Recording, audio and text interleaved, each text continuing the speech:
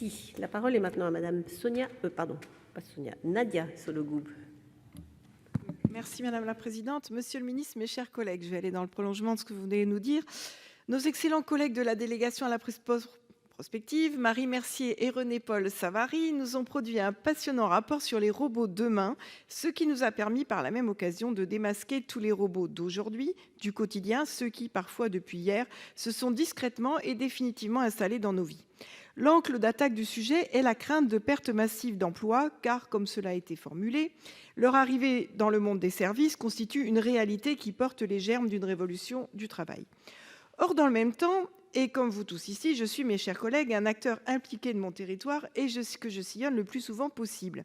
Et il me revient chaque jour, vous le disiez, que de très nombreux emplois ne sont pas pourvus, ce qui constitue parfois un frein au développement de services et d'activités industrielles et commerciales. C'est pourquoi, au lieu de craindre la disparition d'emplois, je me prends à espérer la disparition d'emplois non pourvus. Vous semblerait-il réaliste d'organiser, structurer, stimuler, encourager la recherche et le développement à aller vers les situations de vide professionnel qui pourraient ainsi être au moins partiellement compensées? La France accuse un retard sur ses voisins et concurrents en matière de robotique industrielle, pourrait être une cause de ce phénomène croissant d'emplois non pourvus. Le rôle du robot, en se cantonnant à compléter le geste humain, ne remplacer que le geste manquant, le geste pénible ou dangereux, ne se mettrait pas en concurrence avec le geste humain dans ses fonctions irremplaçables. Je ne sais pas si cela passe par une forme de charte d'éthique de choix de politique publique, mais voici, monsieur le ministre, la question que je voulais vous soumettre. Et j'ai par ailleurs les plus grandes réserves et inquiétudes sur l'empreinte carbone de cette évolution. Je crains que la nature ne vienne très vite nous obliger à choisir entre nos diverses consommations, mais cela fait l'objet d'une autre question et j'en suis parfaitement consciente. Je vous remercie. Merci, monsieur le ministre. Merci madame la présidente. Madame la sénatrice, merci de votre question. Si le monde était parfait, nous serions dans la logique que nous pourrions par la robotisation pourvoir aux emplois qui ne sont pas aujourd'hui pourvus. Hélas, comme nous le savons tous, le monde n'est pas parfait.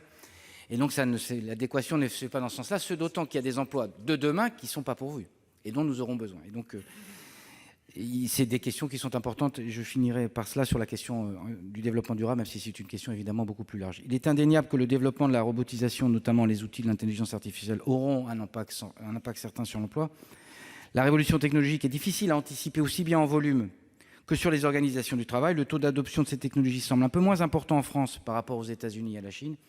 Les experts estiment qu'en France, la numérisation de l'économie pourrait détruire, entre guillemets, 15 à 20% des emplois et transformer près d'un emploi sur deux. Et c'est ça qui est important.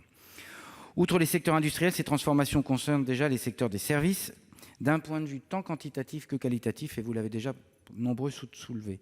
Pour mesurer l'impact de ces transformations, un travail prospectif à horizon 2030 sur ces métiers et qualifications a été engagé par France Stratégie et la DARES.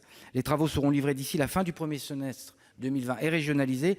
Ils tiennent compte de l'impact du numérique sur les emplois et les compétences, et donc pour adapter la formation et l'adaptation de nos différents outils. Il s'agit notamment d'identifier les secteurs les plus créateurs d'emplois, ceux qui sont le plus pourvoyeurs d'emplois, mais également ceux qui seront les plus destructeurs d'emplois.